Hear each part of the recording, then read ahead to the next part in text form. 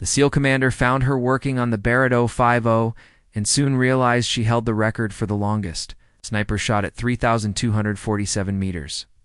Late afternoon light filtered through the open hangar doors, casting long shadows on the concrete floor. The base was unusually quiet, a silence Captain Ross Stratton immediately noticed as he stepped inside. Quiet usually meant one of two things: trouble, or someone working where they shouldn't be. He expected a maintenance crew, maybe a couple of new recruits cleaning their gear. Instead, he saw a woman sitting cross-legged on the floor, sleeves rolled up, fully absorbed in disassembling a Barrett 050 rifle.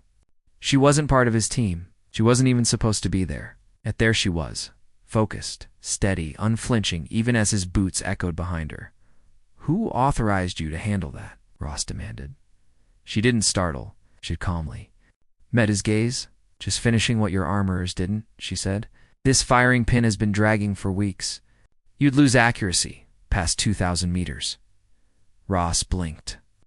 Most people never notice such details, not unless they had spent hundreds of hours behind a scope, felt the recoil in their bones.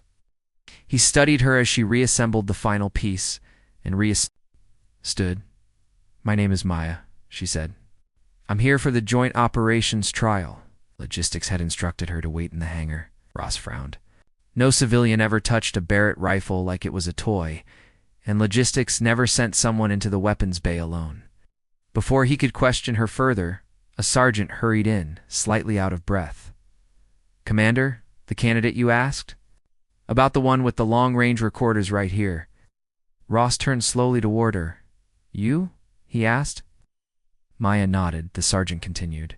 "She holds the unofficial world recorder confirmed target at 3,247 meters, documented and signed off by 2 nations."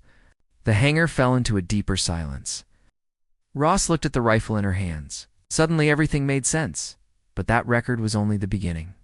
3 years earlier, Maya had been just another memetic with an international task force, tending 2 wounded soldiers in dust storms and chaos, desperate to keep people alive until medevac arrived. She had never aspired to be a sniper. War didn't care about aspirations. One day, while caring for a badly injured corporal, a hostile convoy approached their camp. Their sniper had been knocked out in an earlier explosion, and enemy fire was closing in. The radio crackled. "We need eyes on them. No long-range capability."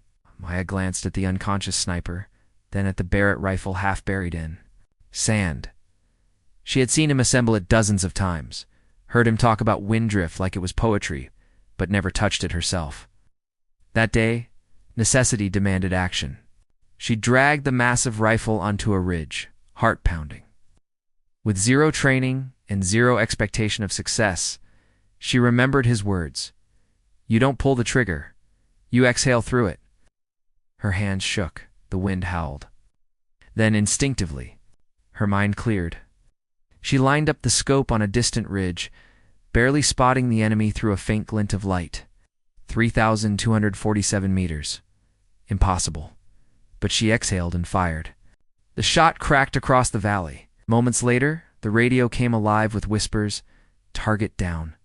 Repeat, target down." Her bullet had traveled farther than anyone thought possible. The battlefield fell silent.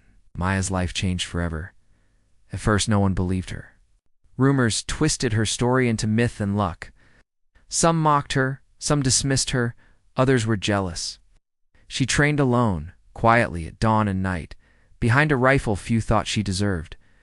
The more they doubted her, the more disciplined she became. Her skill grew from relentless practice, not chance.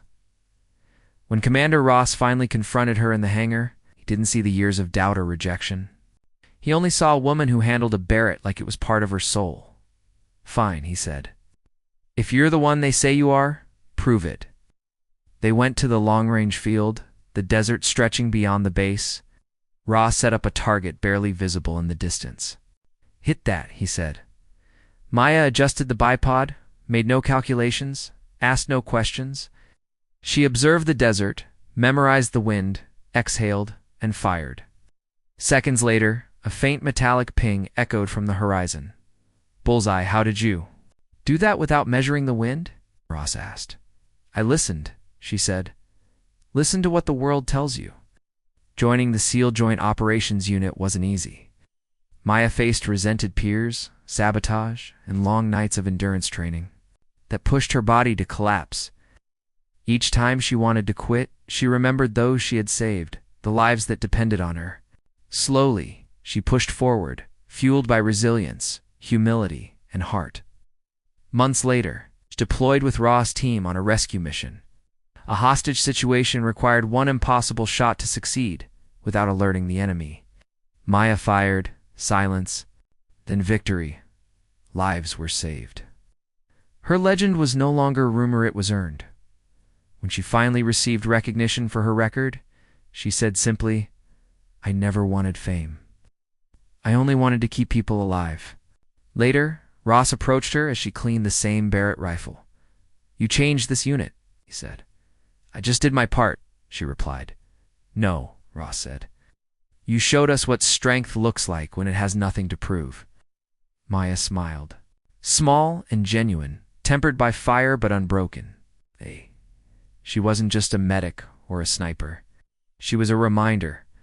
Greatness often hides in quiet places, and true power is steady, patient, and unbreakable. Her record may last decades, but her real legacy was the courage to rise every time she was knocked down.